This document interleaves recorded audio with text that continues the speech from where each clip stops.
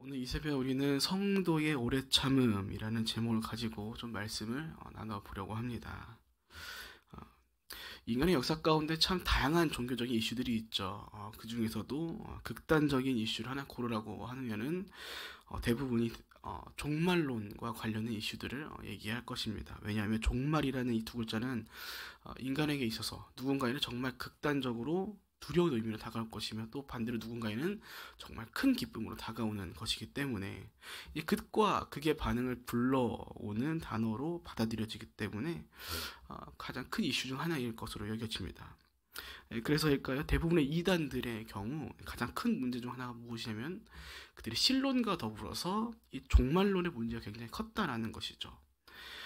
각 시대마다 예언자라고 등장했던 사람들이 항상 놓치지 않고 예언하는 것은 언젠간 이 지구가 종말할 것이다. 끝나는 날들이 올 것이다. 둠스데이가 올 것이고 아포칼립스가 시작될 것이다. 이런 이야기를 하죠. 우리가 이 종말과 관련해서 들어봤을 이름 하나쯤은 기억하고 있을 것입니다. 노스트라다무스라는 사람이 있었죠. 1999년 하늘에서 공포의 대학이 내려올 것이다 이런 얘기를 자신의 예언서에 기록했다라고 하는데 1999년 잘 넘어갔습니다. 그쵸? 네, 글러먹었다는 걸 우리가 알 수 있습니다. 이뿐만이 아닙니다. 정말 다양한 사람들이 역사 가운데 등장했으면서 또 그 사람들이 서로 다른 종말에 대한 이야기를 했었다라는 것이죠.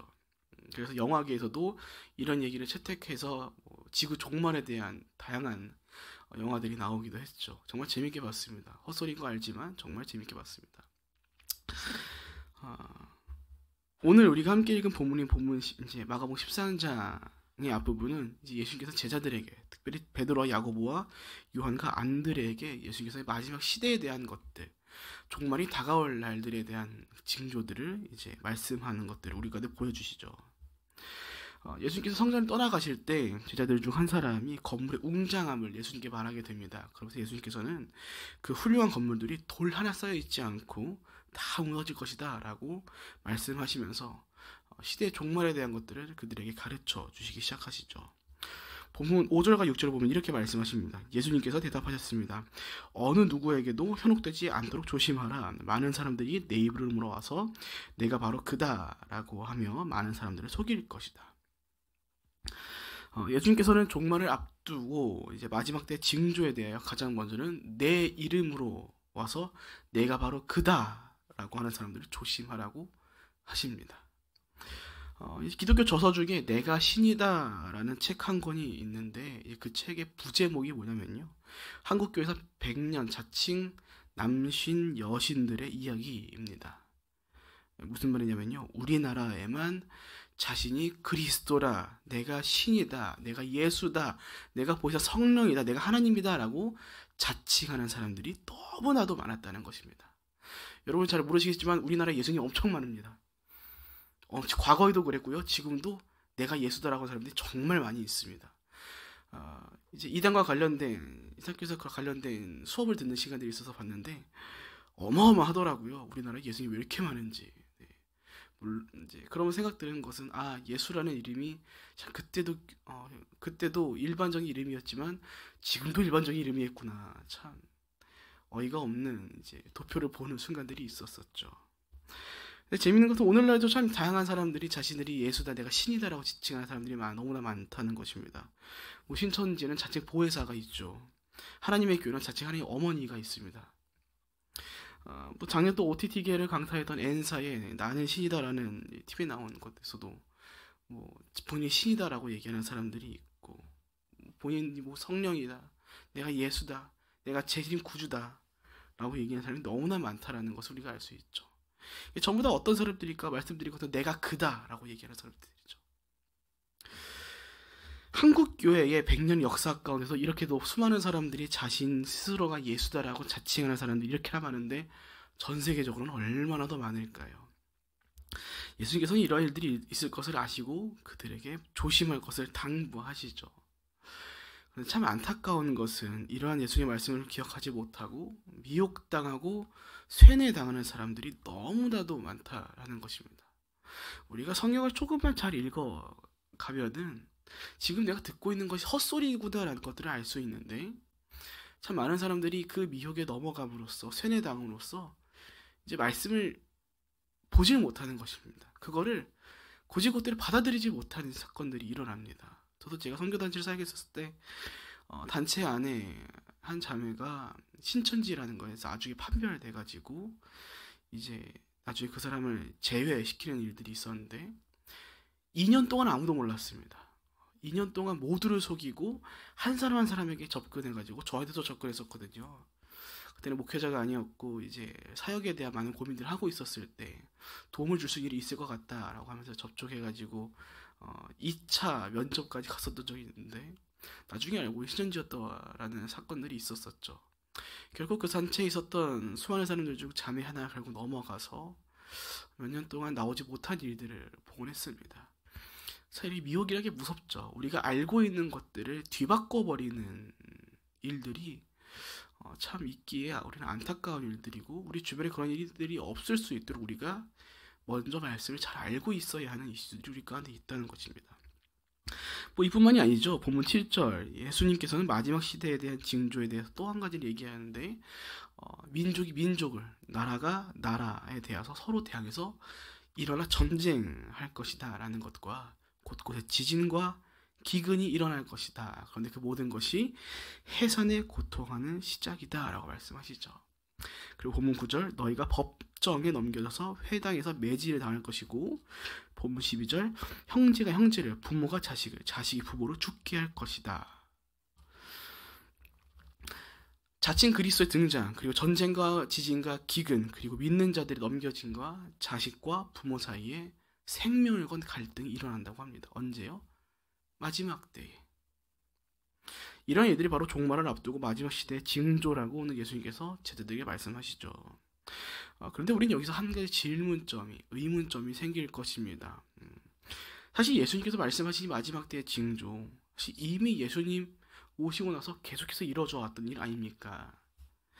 예수님께서 말씀하신 것들이 예수님 오시고서 2000년이라는 시간 동안 끊임없이 계속해서 이루어지고 있는데 사실 이미 이루어졌고 계속해서 이루어지고 있는데 그럼 주님 언제 오신다는 겁니까? 라는 의문이 우리 가운데 생길 수 있습니다.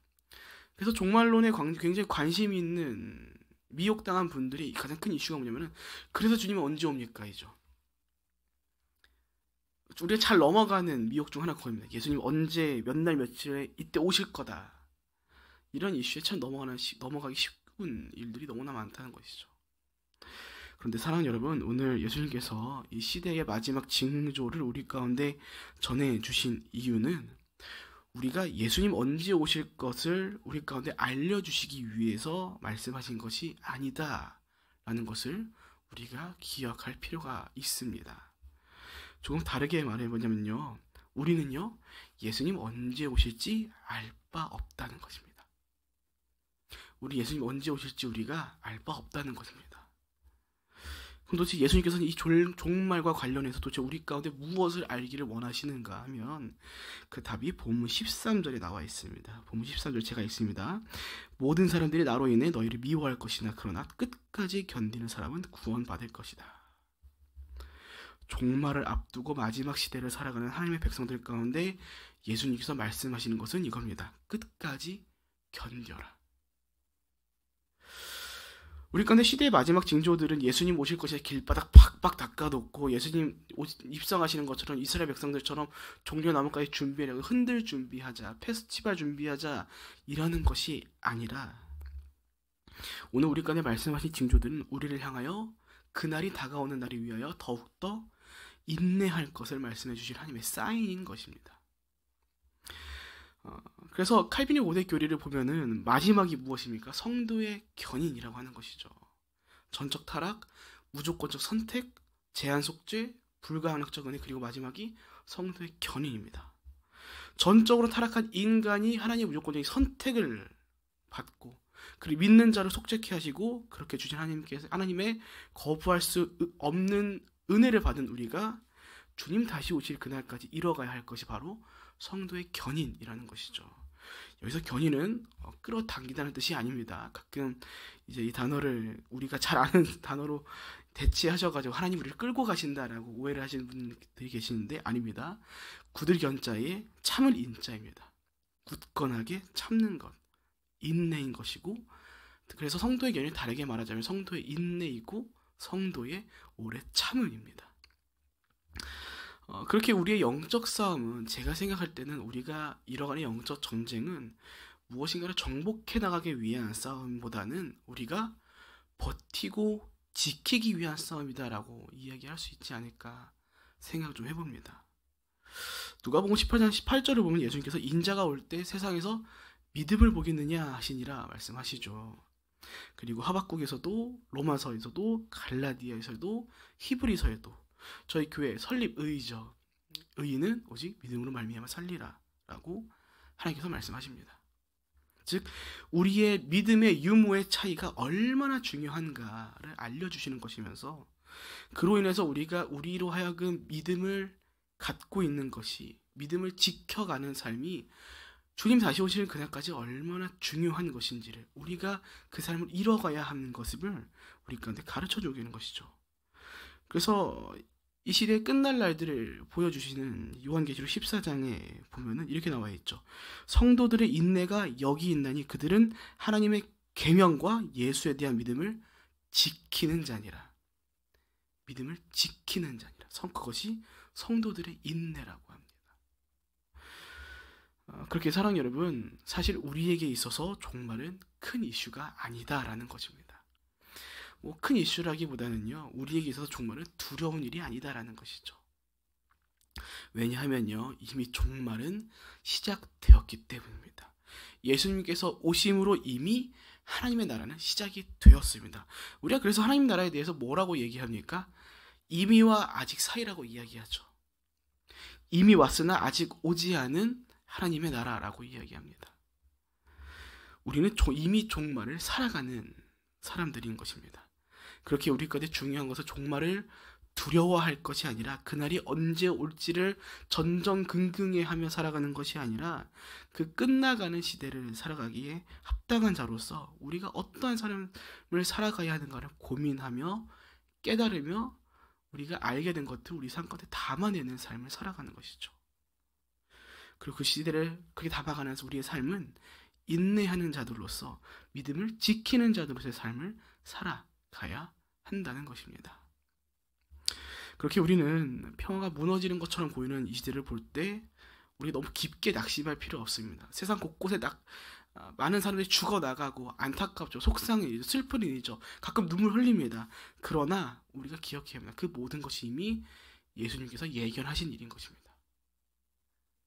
그 말을 조금 다르게 해석하자면 그 모든 것이 하나님께서 일하고 계시다는 증거라는 것입니다. 주님 오실 날이 멀지 않았구나. 주님 오실 날을 위해서 일하고 계시는구나. 하나님 성질 나쁘셔가지고 저 사람들이 죽어나가는 것 그냥 내버려 두시는 것 아닙니다. 사실 그 모든 것들이 인간의 죄의 열매인 것이죠. 인간의 모든 사람들 가운데 하나님의 사랑이 거한다면 전쟁이 있을 수가 없습니다. 기근 있을 수가 없습니다. 우리의 죄성 때문에, 인간의 그 욕망과 욕심 때문으로 일어난 것이 전쟁과 기근인 것이죠. 두려울 수는 있을 것입니다. 그러나 걱정거리는 아닙니다. 오늘 우리는 우리의 믿음을 잘 지켜나가면 되는 것이고, 성도의 견인을, 인내를, 오래 참음을 잘 이뤄가면 되는 것입니다. 그렇게 우리가 살아갈 때 하나님께서는 우리 삶을 기뻐하실 것이고 우리를 위로하시며 우리를 그 끝끝내 하나님 오실 날들을 위해서 그 길들을 걸어갈 수 있도록 도와주실 것입니다. 우리의 믿음은 그러한 것이죠. 복음 10절입니다. 먼저 복음이 세상 모든 민족에게 전해져야 한다. 우리가 앞서 말씀드린 것처럼 우리의 인내는 우리의 믿음을 지키기 위한 싸움이라고 말씀드렸습니다. 그러나 오늘 예수님께서 말씀하신 것을 잘 보면은 우리의 인내는 그저 단순히 우리의 믿음을 지키는 싸움으로 끝나지 않는다라는 것을 우리가 깨닫게 되는데, 예수님께서는 시대 종말이 다가오기 전 먼저 복음이 세상 모든 민족에 전해져야 한다라고 말씀하시죠. 그리고 이 말씀을 우리가 믿기로 생각하기로는 단순히 숫자적인 개념으로서 복음 전달률에 대한 것들을 얘기하는 것은 아닐 것이다 라는 것이죠.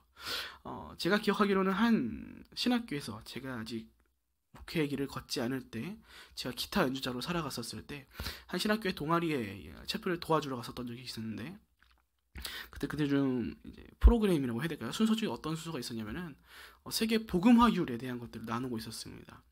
아프리카 깊숙한 곳에 이제 정말 소수 민족까지 어디까지 어떤 민족까지 복음이 전달됐고 어떠한 민족은 아직 복음이 덜 들어왔고 이런 것들을 통계로 나타내는 것들이 있는데 우리가 말씀을 볼 때 숫자적인 개념으로 말씀을 보면 안 들려 순간들이 너무나 많다는 것을 좀 기억해야 할 것입니다.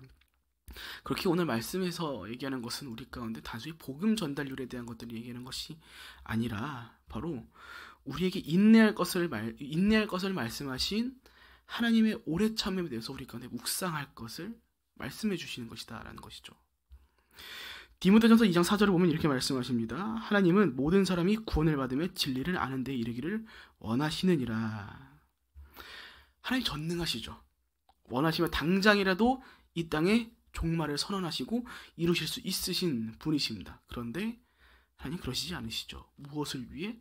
모든 사람이 구원을 받으며 진리에 이르도록 하기 위해. 그래서 무엇하는 것입니까? 하나님께서 먼저 오래 참으시는 것입니다. 하나님 자신의 기분에 내키는 대로 주님 오실 날을 결정하는 것이 아니라 이 땅 가운데 모든 사람들이 구원을 받도록 하시기 위해 하나님 자신이 먼저 이 땅 가운데 죄가 넘쳐남에도 불구하고 참고 인내하시고 그분의 사랑을 우리를 통해서 전하도록 계속 일하시는 것이죠. 그렇게 오늘 우리가 인내는 한편 우리의 믿음을 지키기 위한 싸움과 동시에 누구를 위한 것입니까? 우리의 이웃들을 위한 것입니다. 우리가 때때로 하루라도 빨리 주님 어서 오십시오 라고 말하면서 마라나타를 외치는 사람들이 우리는 복원합니다. 그러나 우리가 이런 외침을 들을 때에 돌아보아야 할 것은 그것이 정말 하나님 사랑하는 마음으로 외치는 것인지 아니면 나의 이기적인 마음으로 외치는 것인지를 돌아보아야 한다는 것이죠. 나 혼자 하나님 나라에 거하기 위한 마음으로 나는 믿고 있으니까 상관없다. 야, 난 믿으니까 나는 이미 예수님 하나님 나라에 들어갈 것이 확정되었다. 난 구원이 확정되었다. 니네 알 바 아니다. 나 구원받았으니까 나 하나님 들어갈 것이니까 예수님 당장 내일 모레 오셔도 당장 이따 오셔도 상관없다 라는 마음을 품고 우리가 마라나타를 외친다면 우리 과연 그것을 보고 이웃사랑이라고 얘기할 수 있을까요? 우리 주변에 얼마나 안타까운 사람들이 많습니까? 예수 믿지 않고 그 죽음의 길로 걸어가는 사람들이요. 우리 그들을 보면 항상 마음에 풍만한 것이 저 사람이 예수 믿었으면 좋겠는데 저 아이들 예수님 믿었으면 좋겠는데 우리 자식들 교회 나갔으면 좋겠는데 예수님 알았으면 좋겠는데 우리 가운데 항상 그러한 마음들이 있어야 하는 거죠. 베드로서 3장 9절을 보면 이렇게 나와 있습니다. 주의 약속은 어떤 이들이 더디다고 생각하는 것 같이 더딘 것이 아니라 오직 주께서는 너희를 대하여 오래 참으사 아무도 멸망하지 않고 다 회개하기에 이르기를 원하시느니라. 그렇게 우리의 믿음은, 우리의 인내는 우리 자신의 믿음을 지켜나가기 위한 싸움과 동시에 우리의 이웃들이 한 사람이라도 더 멸망하지 않고 하나님을, 예수 그리스도를 믿는 순간을 맞이할 수 있도록 하는 그날을 기다리는 긍휼과 이웃사랑에 담긴 인내다라는 것입니다.